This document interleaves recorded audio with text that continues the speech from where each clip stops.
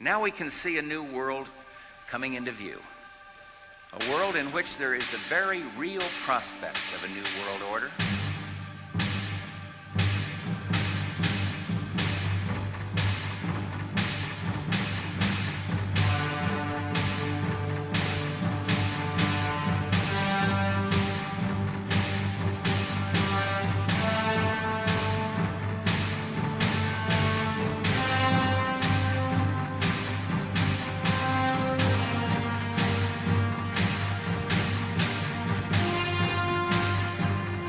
Question is, will they kill untold millions as they did in the last century?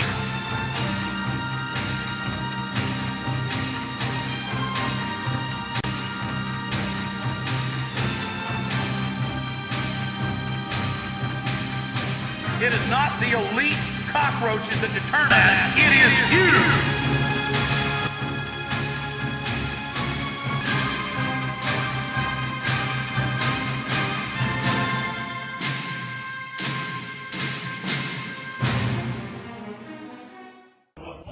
An article in '92 in Spy magazine reported on how Arnold liked to give away recordings of Adolf Hitler to friends in California. It also reported on how he loved to give the Sieg Heil salute.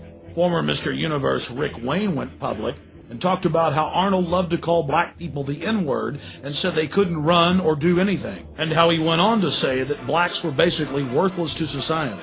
A second champion black bodybuilder, Robbie Robinson, went public.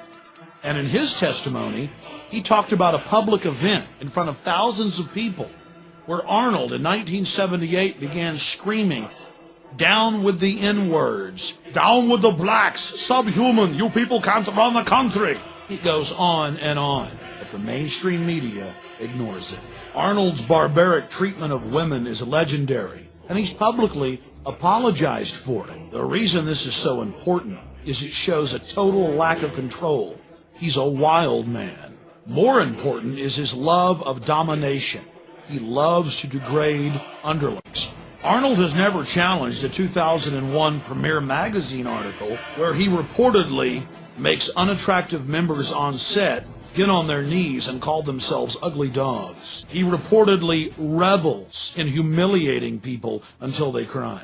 Not only is he a man after the elite's own heart, loving to dehumanize, he's totally compromised. If we know about all of these skeletons, imagine how many are still in the closet.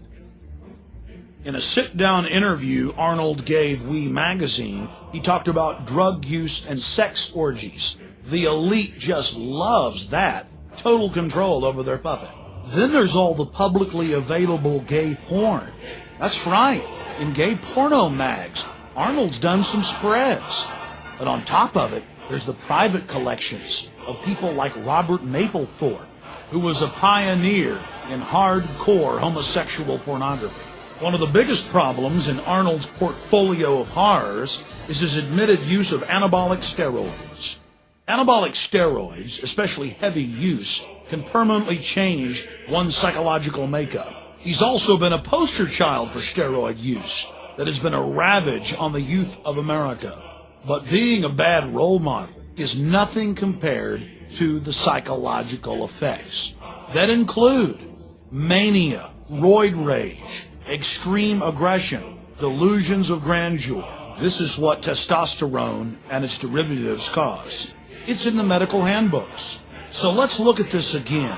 An individual who says he wants to be a dictator, who reportedly hands out recordings of Adolf Hitler's speeches, who openly promotes admitted Nazis like Kurt Waldheim after they're exposed as Nazis and doesn't apologize about it, now wants to be our president.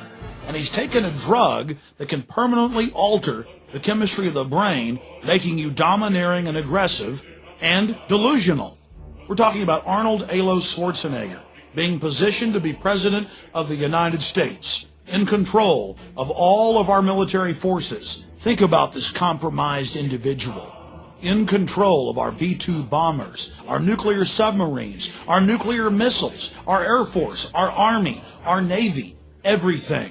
You put that together with the police in black uniforms, the ski mask, the Patriot Act.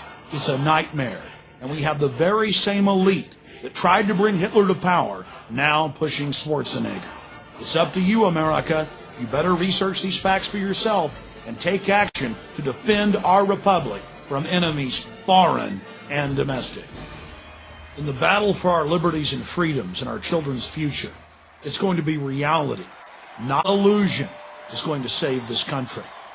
If we believe the propaganda and the slick packaging, we are going to go into the Fourth Reich of the New World Order. Schwarzenegger and his controllers are counting on you to not take action, to not inform yourself and others, to not stand up against this insane action that they're taking against us, trying to put some foreigner from Austria who says he wants to be a dictator and in control of this country. And in spite of the attack on our homeland,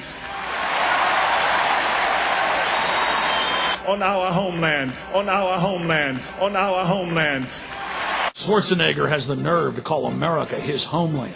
By definition, your homeland is the country where you were born. And that country for you, Arnold, is Austria, of the Black Eagle and Lederhosen, where your father was an SS officer, where your mother, when he died, married another top SS officer. That's your homeland. Your homeland is the birthplace of Adolf Hitler, and America will never be your homeland. Your claim of America as your homeland is as false as everything else you do. Then Arnold went into a very revealing diatribe where he talked about the police state in Austria, a police state his father helped set up. The problem is America's turning into that very police state. It's a mirror image. when I was a boy, the Soviets occupied part of Austria. I saw their tanks in the streets. I saw communism with my own eyes. I remember the fear we had when we had to cross into the Soviet sector. Growing up, we were told, don't look the soldiers in the eye, just look straight ahead. It was common belief that the Soviet soldiers could take a man out of his own car and ship him back to the Soviet Union as slave labor. Now, my family didn't have a car, but one day we were in my uncle's car. It was near dark as we came to the Soviet checkpoint. I was a little boy. I was not an action hero back then. But I remember how scared I was that the soldiers would pull my father or my uncle out of the car and I would never see them again. My family and so many others lived in fear of the Soviet boot.